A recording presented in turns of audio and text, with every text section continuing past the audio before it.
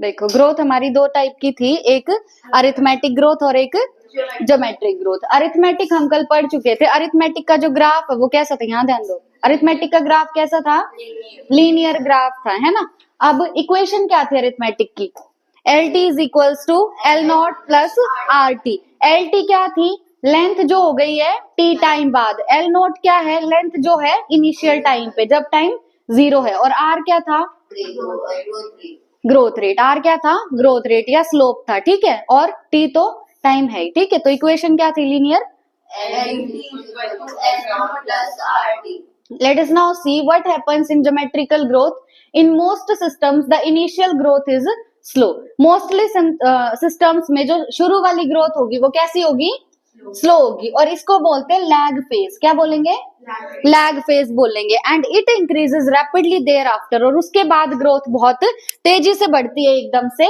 इसको बोलते हैं एक्सपोनेंशियल रेट। क्या बोलेंगे, एक्सपोनेंशियल रेट। इसको बोलेंगे फेज वाइज लॉग फेज या exponential phase. Here both the progeny cells following the mitotic cell division retain the ability to divide and continue to do so. देखो जो कल हमने अरिथमेटिक ग्रोथ देखी थी उसमें क्या था, एक सेल था।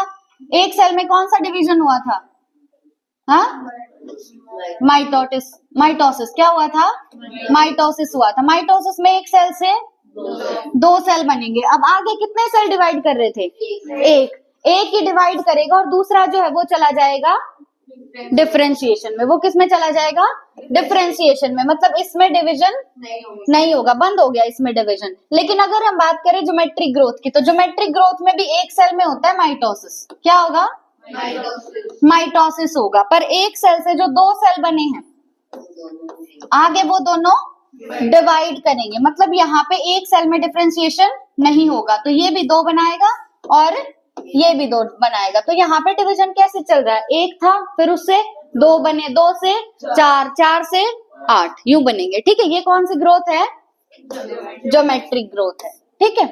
अब ज्योमेट्रिक ग्रोथ जो है ना, इसमें सबसे पहले ग्रोथ होगी स्लो। सबसे पहले ग्रोथ कैसी, slow.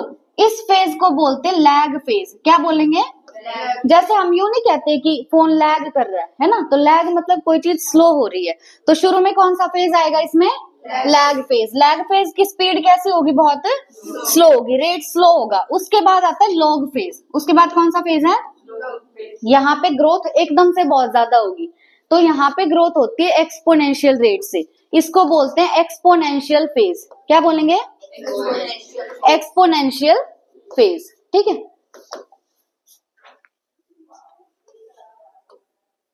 However, with limited nutrient supply, the growth slows down, leading to a stationary phase. सबसे पहले आया लैग फेज। लैग फेज का रेट क्या था, बहुत स्लो था। उसके बाद ग्रोथ एकदम से बहुत ज्यादा हुई। फिर आया कौन सा, लॉग फेज या एक्सपोनेंशियल फेज। अब मान लो तुमने 100 ग्राम कोई न्यूट्रिएंट दिए थे बैक्टीरिया को, ठीक है। जब वो न्यूट्रिएंट खत्म हो जाएंगे तो क्या बैक्टीरिया ग्रो कर पाएंगे, नहीं करेंगे ना। तो फिर ग्रोथ क्या हो जाएगी, स्टेशनरी, है ना। तो मतलब कांस्टेंट हो जाएगी, ग्रोथ बंद हो जाएगी आगे। तो क्या हुआ, शुरू में कौन सा फेज था, लैग। शुरू में लैग के बाद लॉग और लॉग के बाद आया स्टेशनरी फेज। स्टेशनरी फेज कब आता है, जब न्यूट्रिएंट सप्लाई बंद हो जाती है। If we plot the parameter of growth against time, अगर हम ग्रोथ का टाइम के अगेंस्ट ग्राफ लेंगे तो यहाँ पे ग्राफ मिलता है सिग्मोइड। ग्राफ कैसा होगा, सिग्मोइड। और इसकी शेप कैसी होगी, एस जैसी। तो इसको बोलते हैं S curve. A sigmoid curve is a characteristic of living organism growing in a natural environment. ये हमें मिलता है ऐसे नेचुरल एनवायरमेंट में मिलेगा। मतलब जो ऑर्गेनिज्म नेचुरल एनवायरमेंट में ग्रो कर रहे हैं वो शो करेंगे कौन सा कर्व, सिग्मोइड या एस कर्व शो करेंगे। It is typical for all cells, tissues and organs of plant. अब ये जो बात अप्लाई हो रही है ये सेल्स पे भी अप्लाई होगी, टिश्यूज पे भी अप्लाई होगी और ऑर्गन्स पे भी अप्लाई होगी, ठीक है। उसके बाद है can you think of more similar example, what kind of a curve can you expect in a tree showing seasonal activities. अब एक्सपोनेंशियल ग्रोथ की इक्वेशन इंपॉर्टेंट है। इक्वेशन है यहाँ पे W1 is equals to W0 e raise to the power RT। क्या है equation, W1 is equals to W0 e raise to the power RT। अब W1 है यहाँ पे फाइनल साइज। W1 क्या है, ये हम वेट देख सकते हैं, हाइट या नंबर। ठीक है, उसके बाद W0 क्या है? इनिशियल साइज, जो शुरू में था, शुरू में जब हम एक्सपेरिमेंट कर रहे थे तब था। R क्या है यहाँ पे? Growth rate. T क्या है? Time of growth. और E क्या है? Base of natural logarithm. ठीक है, इक्वेशन क्या है इसकी? W1 is equals to W0 E raise to the power RT। ठीक है, शेप कैसी है इसकी? सिग्मोइड कर्व है और एस जैसी शेप है, तो नाम एक और क्या है? S curve. ठीक है, शुरू वाला फेज देखो, यहाँ पे ग्रोथ क्या है? बहुत स्लो है, तो इसका नाम क्या है? Lag phase. क्या है इसका नाम?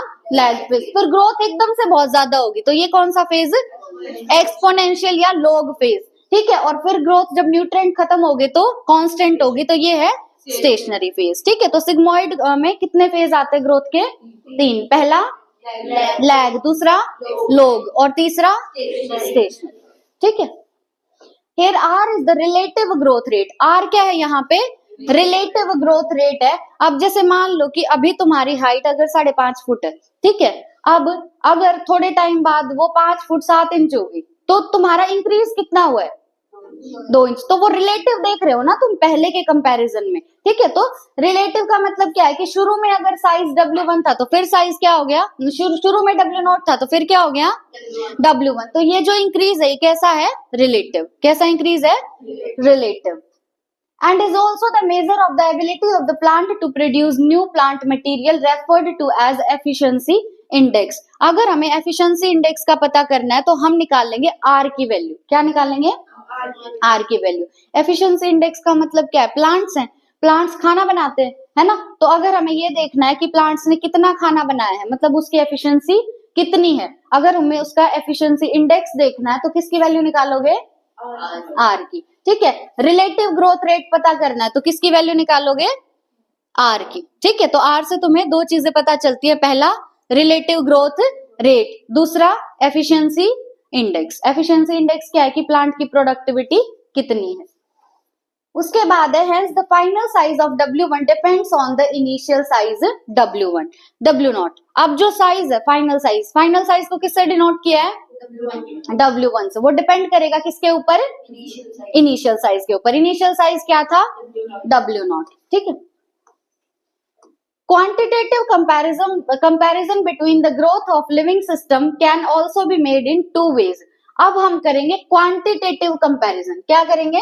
क्वांटिटेटिव कंपैरिजन करेंगे, और वो हम 2 तरीके से कर सकते हैं। पहला है measurement and comparison of total growth per unit time is called absolute growth rate. बहुत ज्यादा इंपॉर्टेंट है ये डेफिनेशन। पहला क्या है? Absolute growth rate. बोलो क्या है पहला? एब्सोल्यूट ग्रोथ रेट में क्या करोगे? मेजरमेंट करोगे और कंपैरिजन करोगे टोटल ग्रोथ का। किसका? टोटल ग्रोथ का। Total growth per unit time में कितनी हुई है। ठीक है, जैसे तुमने 2 लीफ ले ली, अभी एग्जांपल देखेंगे। अब दोनों लीफ में तुम्हें टोटल ग्रोथ देखनी है और वो देखनी है पर यूनिट टाइम। उसको क्या बोलेंगे? Absolute growth. Absolute growth rate, the growth of the given system per unit time expressed on A common basis. Example per unit initial parameter is called the relative growth rate. देखो, अगर मैं सिर्फ ये बोल रही हूँ कि तुम्हारी हाइट 5.5 से 5.7 होगी, तो मतलब तुम्हारी हाइट अब कितनी है? 5.7 है। ठीक है, वो कितने टाइम में हुई है वो हम देख लेंगे। वो तो क्या है? Growth rate, absolute growth rate. क्या है वो? Absolute growth rate. लेकिन अगर मैं इनिशियल के कंपैरिजन में देख रही हूँ तो वो होगा रिलेटिव ग्रोथ रेट। वो क्या होगा? Relative growth rate. रिलेटिव कब मानते हैं? जब किसी के साथ कंपेयर कर रहे हैं, है ना? कंपेयर कर रहे हैं तो रिलेटिव ग्रोथ रेट, और अगर नॉर्मली देख रहे हैं तो एब्सोल्यूट ग्रोथ रेट। तो क्वांटिटेटिव कंपैरिजन कितने तरीके से कर सकते हैं? 2 तरीके से। पहला क्या होगा? Absolute growth rate. दूसरा क्या होगा? Relative growth rate. In figure 13.7, 2 leaves A and B are drawn that are of different sizes but shows absolute increase in area in the given time to give leaves A1 and B1। अब देखो next topic है हमारा conditions for growth। Why do you not try to write down what you think are necessary conditions for growth? This list may have water, oxygen and nutrients as very essential elements for growth। अब अगर हम एक list बनाएं कि growth के लिए किस किस चीज की जरूरत है, तो पहला किसकी जरूरत होगी? वाटर की, दूसरा ऑक्सीजन की, और तीसरा न्यूट्रिएंट्स की। तो जो बहुत जरूरी चीजें हैं ग्रोथ के लिए वो क्या क्या है? वाटर, ऑक्सीजन और न्यूट्रिएंट्स। उसके बाद है the plant cells grow in size by cell enlargement which in turn requires water. अब जो प्लांट के सेल्स होते हैं जब वो साइज में ग्रो करेंगे तो ग्रो करने के लिए उनको किसकी जरूरत होगी? वाटर की जरूरत होगी। Turgidity of cells help in extension growth. अब टर्जिडिटी का मतलब क्या होता है? जैसे कोई एक सेल था, उस सेल के अंदर अगर पानी भर गया तो हम कहेंगे वो सेल क्या हो गया? टर्जिड हो गया। क्या हो गया? Cell turgid. टर्जिडिटी का मतलब क्या है? एक सेल था, सेल में भर गया पानी तो हम कहेंगे सेल हो गया टर्जिड। तो अगर हम चाहते हैं कि ग्रोथ हो तो ग्रोथ होने के लिए सेल्स की क्या होगी? टर्जिडिटी होगी। ठीक है, मतलब उनमें पानी भर जाएगा। Thus plant grow and further development is intimately linked to the water status of the plant. तो जो प्लांट की ग्रोथ है और डेवलपमेंट है वो डिपेंड करती है प्लांट के वाटर स्टेटस पे। किस पे डिपेंड करेगी? वाटर स्टेटस पे। मतलब अगर हम पानी देते रहेंगे तो प्लांट की ग्रोथ होती रहेगी, डेवलपमेंट भी होती रहेगी। ठीक है, तो प्लांट की ग्रोथ और डेवलपमेंट डिपेंड करती है प्लांट के वाटर स्टेटस पे। ठीक है, उसके बाद है water also provides the medium for enzymatic activities needed for growth. अब ग्रोथ होने के लिए कुछ एंजाइमेटिक एक्टिविटीज होती है, उन एंजाइमेटिक एक्टिविटीज के लिए भी जरूरत है वाटर की। क्यों? क्योंकि वाटर प्रोवाइड करेगा एक मीडियम। क्या प्रोवाइड करेगा? वाटर एक मीडियम। मतलब वाटर ने यूं मान लो एक तालाब है, ठीक है, उसके अंदर रिएक्शंस हो सकती है, तो वाटर क्या प्रोवाइड कर रहा है? मीडियम प्रोवाइड कर रहा है जिसके अंदर रिएक्शंस हो सकती हैं और वो रिएक्शन जरूरी है फॉर ग्रोथ। ठीक है, oxygen help in releasing metabolic energy essential for growth activities. अब ग्रोथ के लिए चाहिए एनर्जी। ग्रोथ के लिए क्या चाहिए? एनर्जी। मेटाबॉलिक एनर्जी चाहिए, उसमें कौन हेल्प करेगा? ऑक्सीजन। तो हम देख रहे थे ग्रोथ के लिए जरूरी थी वाटर, ऑक्सीजन और न्यूट्रिएंट्स। वाटर का रोल हमने देख लिया, एक तो प्लांट की ग्रोथ लेंथवाइज करा रहा है, सेल्स को बढ़ा रहा है, और दूसरा टर्जिडिटी भी देख लिया, और मीडियम प्रोवाइड कर रहा है एंजाइमेटिक एक्टिविटीज के लिए जो ग्रोथ के लिए जरूरी है। फिर ऑक्सीजन का क्या देखा कि प्लांट को ग्रोथ के लिए जो एनर्जी चाहिए, मेटाबॉलिक एनर्जी चाहिए, वो कौन रिलीज करवा रहा है?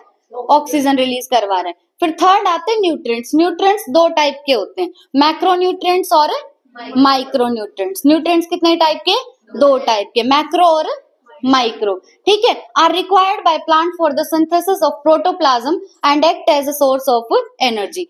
अगर प्लांट को प्रोटोप्लाज्म बनाना है, प्रोटोप्लाज्म क्या था? Living content of the cell. अगर प्लांट को प्रोटोप्लाज्म बनाना है और एनर्जी बनानी है, एनर्जी का सोर्स अगर जहां से उसको एनर्जी मिले, वो भी कहां से मिलेगी? न्यूट्रिएंट से। न्यूट्रिएंट कितने टाइप के? दो टाइप के। कौन कौन से? माइक्रो और मैक्रो। ठीक है, तो ग्रोथ के लिए मेजर तीन चीजें हमने देखी। पहला था वाटर। वाटर जो है वो टर्जिडिटी में हेल्प कर रहा था, है ना। टर्जिडिटी की वजह से क्या होगा? सेल्स का एनलार्जमेंट होगा, साइज में ग्रो करेंगे। ग्रोथ और डेवलपमेंट के लिए भी वाटर की जरूरत है प्लांट को, और वाटर क्या कर रहा था? मीडियम प्रोवाइड कर रहा था फॉर एंजाइमेटिक एक्टिविटीज जो ग्रोथ के लिए जरूरी है। सेकंड क्या था? ऑक्सीजन। प्लांट को जो एनर्जी चाहिए वो कौन रिलीज करवा रहा है? ऑक्सीजन रिलीज करवा रहा है। थर्ड है न्यूट्रिएंट्स। कितने टाइप के? दो टाइप के, मैक्रो और माइक्रो। ये एक तो प्लांट को प्रोटोप्लाज्म बनाने में हेल्प करेंगे और दूसरा as a source of energy. In addition every plant organism has an optimum temperature range best suited for its growth. कल ये बताया था ना, ऑप्टिमम का मतलब क्या होता है कि एक पर्टिकुलर टेम्परेचर पे, एक पर्टिकुलर पीएच पे एक्टिविटी मैक्सिमम होती है। जब कोई भी इंसान या कोई भी प्लांट एक पर्टिकुलर जगह पे अपनी मैक्सिमम एक्टिविटी शो करता है तो उसको बोलते हैं ऑप्टिमम। क्या बोलते हैं? ऑप्टिमम। तो प्लांट्स को भी ग्रोथ के लिए चाहिए optimum temperature. Any deviation from this range could be detrimental to its survival. Detrimental का मतलब होता है नेगेटिव इफेक्ट। डेट्रीमेंटल मतलब नेगेटिव इफेक्ट। 12th में आएगा ये वर्ड और पूछूंगी, तुम्हें बताना है। क्या है डेट्रीमेंटल का मतलब? हाँ, अब अगर हम ऑप्टिमम से टेम्परेचर कम कर दें या ऑप्टिमम से टेम्परेचर ज्यादा कर दें तो प्लांट की ग्रोथ क्या होगी? डेट्रीमेंटल। मतलब उसके सर्वाइवल पर नेगेटिव इंपैक्ट पड़ेगा। Environmental signals such as light and gravity also affect certain phases या स्टेजेस ऑफ ग्रोथ। अब हमने तीन फैक्टर तो देख लिए थे प्लांट की ग्रोथ में जो जो इम्पैक्ट डालेंगे। पहला था वाटर, दूसरा ऑक्सीजन, तीसरा न्यूट्रिएंट्स। दो और बताए हैं, लेकिन वो पूरी ग्रोथ को अफेक्ट नहीं करते, कुछ स्टेजेस या फेजेस को अफेक्ट करते हैं। वो है लाइट और ग्रेविटी। क्या है? लाइट और ग्रेविटी। तो टोटल कितने फैक्टर हो गए? 5। कौन कौन से? लाइट और ग्रेविटी। ठीक है। उसके बाद है differentiation, de differentiation and redifferentiation. वैसे बता चुकी हूँ ये बहुत बार। देखो, the cells derived from root apical and shoot apical meristems and cambium differentiates and mature to perform specific function। अब मेरिस्टम है तो मेरिस्टम का काम क्या होता है? डिवाइड करना। मेरिस्टम डिवाइड करके सेल्स बनाता रहता है। तो रूट एपिकल मेरिस्टम भी डिवाइड करेगा और सेल्स बनाएगा, शूट एपिकल मेरिस्टम भी डिवाइड करेगा और सेल्स बनाएगा। कैम्बियम का भी यही काम है, वो भी डिवाइड करके सेल्स बनाता रहता है। फिर वो सेल्स हो जाएंगे डिफरेंशिएट। क्या हो जाएंगे? डिफरेंशिएट। और डिफरेंशिएट होके वो परफॉर्म करेंगे कुछ पर्टिकुलर फंक्शन, मतलब कोई भी एक स्ट्रक्चर बना देंगे। अब डिफरेंशिएट होने का मतलब क्या? डिवीजन बंद हो गया, है ना।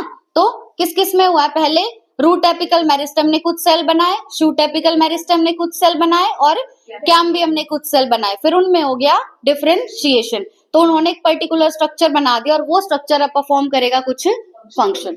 ठीक है। This act leading to maturation is termed as differentiation. तो जब डिवीजन बंद हो जाए और कोई भी पार्ट मेच्योर हो जाए, मतलब आगे डिवीजन ना करे, तो उसको हम क्या बोलेंगे? differentiation। During differentiation, cells undergo few to major structural changes both in their cell wall and protoplasm। अब जब differentiation होता है ना, तो cells की cell wall में भी change आता है और उनके प्रोटोप्लाज्म में भी चेंज आता है। ये तुम्हें नहीं पता था, इंपॉर्टेंट है बात। जब डिफरेंशिएशन होगा तो सेल के दो चीजों में चेंज आएगा। पहला सेल वॉल, दूसरा तुम्हारे मुंह में दही जमी है, तुम भी बोल लो। पहला, हाँ इधर बैठो तुम।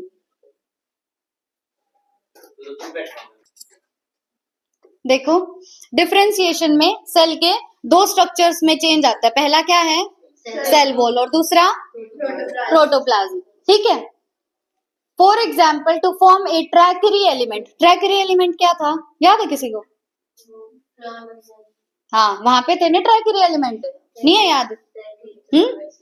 अगर एक ट्रैकरी एलिमेंट बनाना है, the cells would lose their protoplasm. अब प्रोटोप्लाज्म अगर लूज हो जाएगा, तो प्रोटोप्लाज्म क्या था? लिविंग मटेरियल था।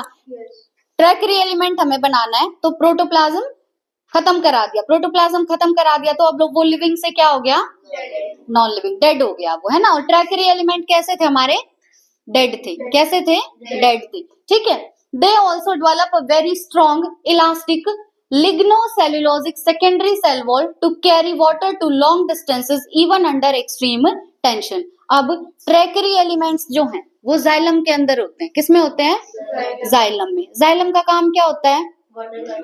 वाटर और मिनरल्स को पहुंचाना। अब वाटर और मिनरल्स को बहुत लंबी दूरी तक पहुंचाना, अगर बहुत लंबे डिस्टेंस तक पहुंचाना है, तो हम चाहते हैं कि ये ट्रैकरी एलिमेंट बहुत मजबूत हो। क्या हो? बहुत मजबूत। तो अगर इनमें नॉर्मल सेल वॉल होगी तो क्या ये लंबे डिस्टेंस तक पानी पहुंचा पाएंगे? नहीं पहुंचा पाएंगे। तो पहला तो हमें इन्हें लिविंग से डेड बनाना होगा। लिविंग से डेड बनाने के लिए इनका प्रोटोप्लाज्म डेड हो जाएगा, लूज हो जाएगा, प्रोटोप्लाज्म खत्म। प्रोटोप्लाज्म खत्म तो अब ट्रैकरी एलिमेंट कैसे हो गए? डेड हो गए, है ना, मतलब स्ट्रॉन्ग हो गए। दूसरा क्या करेंगे? सेल वॉल में चेंज। सेल वॉल अब इनकी बन जाएगी लिग्नोसेल्युलोजिक। कैसे बन जाएगी? मतलब वो लिग्निन की बनी हुई है और सेल्यूलोज की बनी हुई है। और पहले सिर्फ प्राइमरी सेल वॉल प्रेजेंट थी, अब आ जाएगी सेकेंडरी सेल वॉल। कौन सी सेल वॉल? और ये किसकी बनी हुई है? लिग्निन और सेल्यूलोज की। और ये जो सेल वॉल है ये बहुत स्ट्रॉन्ग है और इलास्टिक है। ये सेल वॉल क्या है? बहुत स्ट्रॉन्ग और इलास्टिक। क्यों बनाई हमने ये सेल वॉल? ताकि अगर बहुत एक्सट्रीम टेंशन भी है ना, बहुत खतरा भी आ गया अगर प्लांट पे, तो भी वो बहुत लॉन्ग डिस्टेंस तक पानी को पहुंचा सके। ठीक है। तो जब डिफरेंशिएशन हुआ, डिफरेंशिएशन क्यों हुआ? ताकि एक पर्टिकुलर स्ट्रक्चर बन सके। स्ट्रक्चर हम कौन सा बनवा रहे? ट्रैकरी एलिमेंट। क्या बनवा रहे? ट्रैकरी एलिमेंट, जो कि जाइलम का पार्ट है। अब जब डिफरेंशिएशन होगा तो दो स्ट्रक्चर में चेंजेस आए। पहला सेल वॉल, दूसरा प्रोटोप्लाज्म। ट्रैकरी एलिमेंट बनाना था तो प्रोटोप्लाज्म खत्म हो गया, है ना। तो अब ट्रैकरी एलिमेंट कैसे हो गए? डेड हो गए, है ना। दूसरा सेल वॉल जो है, सिर्फ पहले प्राइमरी प्रेजेंट थी, अब आ गई सेल वॉल सेकेंडरी। वो किस किस की बनी हुई है? लिग्निन और सेल्यूलोज की बनी हुई है। फीचर्स क्या क्या उसके? वो बहुत स्ट्रॉन्ग है और इलास्टिक है। Try to correlate the various anatomical features you encounter in plant to the function they perform. Plants show another interesting phenomena. The living differentiated cells that by now have lost the capacity to divide can regain the capacity of division under certain condition. This phenomena is termed as differentiation. अब differentiation का मतलब क्या था कि sales ने divide करना बंद कर दिया. अब कुछ ऐसी कंडीशंस हो सकती हैं कि जिन सेल्स में डिवीजन बंद हो गया था वो दोबारा से डिवाइड करना शुरू कर सकते हैं, तो उसको बोलेंगे डी डिफरेंशिएशन. क्या बोलेंगे? D differentiation. मतलब अब डिवीजन फिर से चालू हो गया, पर उसके लिए कुछ पर्टिकुलर कंडीशंस चाहिए. For example formation of meristem. अब कौन से मेरिस्टेम का फॉर्मेशन करा रहे हैं? Interfascicular cambium and cork cambium from fully differentiated parenchyma cells. Plants के अंदर हमें पता है हमारे पास थे पेरेन्काइमा सेल्स. कौन से सेल्स थे? Parenchyma cells. ये पेरेन्काइमा सेल्स फुल्ली डिफरेंशिएटेड थे, मतलब इनमें डिवीजन नहीं था, डिवीजन बंद हो गया था, है ना. हाँ, परमानेंट सेल्स थे. परमानेंट में हमारे पास 3 टाइप के थे ना, पेरेन्काइमा, कोलेन्काइमा और स्क्लेरेन्काइमा. हम पेरेन्काइमा की बात कर रहे हैं. पेरेन्काइमा सेल्स डिफरेंशिएटेड थे, मतलब इनमें डिवीजन बंद हो गया था. अब क्या हुआ? इनमें डिवीजन दोबारा से चालू हो गया. दोबारा से चालू क्यों हुआ? क्योंकि हमें बनाना है यहाँ पे एक तो इंटरफेसिकुलर कैम्बियम और एक कॉर्क कैम्बियम. इंटरफेसिकुलर याद है? जैसे ये स्ट्रक्चर बताया था, यहाँ पे जाइलम है और यहाँ पे फ्लोएम. इन दोनों के बीच में कौन सा कैम्बियम है? सेम के अंदर कौन सा होता है? इंट्रा.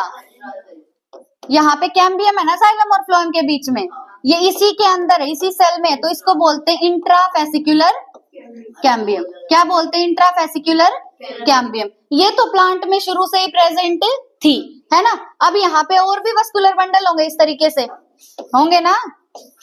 अब यहाँ पे इंट्रा तो सबके अंदर है, बनानी कौन सी है? इंटर. कौन सी बनानी है? इंटर. तो यहाँ पे जो बनेगी 2 वस्कुलर बंडल के बीच में, ये है कौन सी? Interfascicular cambium. ये प्लांट में शुरू से प्रेजेंट नहीं होती, बाद में बनानी पड़ती है ना. तो ये कैम्बियम कौन सी है? Interfascicular cambium. तो एक तो बात हो रही है इंटरफेसिकुलर कैम्बियम की, दूसरी बात हो रही है कॉर्क कैम्बियम की. दूसरी बात हो रही किसकी? कॉर्क कैम्बियम की. ये दोनों कैम्बियम शुरू से प्लांट में प्रेजेंट नहीं होती, तो इंटरफेसिकुलर भी और कॉर्क कैम्बियम भी बाद में बनते हैं, और ये बनेंगे पेरेन्काइमा सेल्स से. किससे बनेंगे? पेरेन्काइमा सेल्स से. पर पेरेन्काइमा सेल्स में तो हो गया था डिफरेंशिएशन, तो अब पेरेन्काइमा सेल्स में होगा डी डिफरेंशिएशन. मतलब वो फिर से डिवाइड करना शुरू कर देंगे, और फिर से डिवाइड करके क्या बनाएंगे? कॉर्क कैम्बियम और इंटरफेसिकुलर कैम्बियम. तो यूं पूछ सकता है कि बताओ कॉर्क कैम्बियम और इंटरफेसिकुलर कैम्बियम की जो फॉर्मेशन हुई है वो किसकी वजह से हुई है? डी डिफरेंशिएशन की वजह से. किसकी वजह से? D differentiation. और वो डी डिफरेंशिएशन कौन से सेल्स में हुआ है? पेरेन्काइमा सेल्स में. बहुत इंपॉर्टेंट बात. उसके बाद है while doing so such meristems या tissues are able to divide and produce cells that once again lose the capacity to divide but mature to perform specific functions that is get redifferentiated. अब री का मतलब क्या होता है? दोबारा. अब हमारे इंटरफेसिकुलर कैम्बियम भी बन गया और कॉर्क कैम्बियम भी बन गया, तो यूं तो नहीं है ना कि वो डिवाइड करते रहेंगे. अब उनमें भी डिवीजन बंद हो जाएगा, उनमें फिर से डिवीजन बंद हो गया, तो अब हम कहेंगे हो गया रीडिफरेंशिएशन. क्या हो गया? रीडिफरेंशिएशन. तो डिफरेंशिएशन मतलब डिवीजन बंद, डी डिफरेंशिएशन मतलब डिवीजन फिर से चालू, रीडिफरेंशिएशन मतलब डिवीजन फिर से बंद. ठीक है. List some of the tissues in a woody dicot plant that are the products of redifferentiation. अब कुछ टिश्यूज तुम्हें बताने एक woody dicot plant में जो रीडिफरेंशिएशन की वजह से बने, ये हम एनाटॉमी में पढ़ चुके हैं. नेक्स्ट है how would you describe a tumour? What would you call the parenchyma cells that are made to divide under controlled laboratory condition during plant tissue culture. अब ये जो दोनों क्वेश्चन है इनके आंसर तुम कल ढूंढ के लाना, नहीं मिले तो कल मैं लिखवाऊंगी. ठीक है, लाना ढूंढ के. Recall in section 3.11 we have mentioned that the growth in plants is open. Plants में growth कैसे दिखाई गई? Open. Open का मतलब क्या है? जैसे यहाँ जाइलम और फ्लोएम के बीच में मैंने कैम्बियम बनाई थी ना, तो कैम्बियम अगर प्रेजेंट है तो ग्रोथ होगी ओपन, अगर कैम्बियम प्रेजेंट नहीं है तो ग्रोथ होगी क्लोज्ड. कैम्बियम है तो डिवीजन होता रहेगा ना, और डिवीजन होगा तो ग्रोथ ओपन होगी, और अगर कैम्बियम नहीं है तो ग्रोथ होगी क्लोज्ड. ठीक है. That is it can be indeterminate और डेटर्मिनेट। अब जो ग्रोथ है वो डेटर्मिनेट भी हो सकती है और इनडेटर्मिनेट भी। नाउ डेटर्मिनेट और इनडेटर्मिनेट का मतलब क्या है? डेटर्मिनेट मतलब एक जगह ग्रोथ रुक जाएगी। ग्रोथ रुकेगी कब? जब क्लोज्ड हो, है ना। और इनडेटर्मिनेट मतलब ग्रोथ चलती रहेगी जब वो ओपन होगी। ओपन मतलब जब जाइलम और फ्लोएम के बीच में कैम्बियम प्रेजेंट होगा। ठीक है। Now we may say that even differentiation in plants is open because cells या tissues arising out of the same meristem have different structures at maturity। तो डिफरेंशिएशन की अगर बात करें तो ग्रोथ के साथ साथ डिफरेंशिएशन भी प्लांट्स में क्या है? ओपन है। ओपन का मतलब क्या है? एक बार डिफरेंशिएशन हो गया मतलब सेल्स ने डिवाइड करना बंद कर दिया तो दोबारा वो डिवीजन शो कर लेते हैं by the process of D differentiation. किस प्रोसेस से? डी डिफरेंशिएशन से। तो डिफरेंशिएशन भी क्या है प्लांट्स के अंदर? ओपन है। The final structure at maturity of a cell या tissue is also determined by the location of cell within. अगर तुम्हें फाइनल स्ट्रक्चर बताना कि कौन सा स्ट्रक्चर बना है तो वो भी तुम किसको देख के बताओगे? सेल को देख के बताओगे। ठीक है। जैसे इंटरफेसिकुलर कैम्बियम किसके बीच में प्रेजेंट था? दो वस्कुलर बंडल्स के बीच में प्रेजेंट था। For example cells positioned away from root apical meristem differentiated as root capsules while those pushed to the periphery mature as epidermis. हम बात कर रहे हैं रूट एपिकल मेरिस्टेम की। जो सेल्स रूट से बहुत दूर थे उन्होंने क्या बना दिया? डिफरेंशिएट होके रूट कैप्सूल। और जो पेरिफेरी की तरफ गए थे, किनारों की तरफ गए थे रूट एपिकल मेरिस्टेम के सेल, उन्होंने डिफरेंशिएट होके बना दिया एपिडर्मिस। ठीक है। तो रूट थी हमारी, रूट से जो दूर सेल थे उन्होंने डिवाइड होके बनाया रूट कैप्सूल्स, है ना। डिफरेंशिएट हो गए रूट कैप्सूल बना दिया। और जो पेरिफेरी की तरफ गए उन्होंने बना दी एपिडर्मिस, रूट की epidermis. Can you add a few more example of open differentiation correlating the position of a cell to its position in an organ?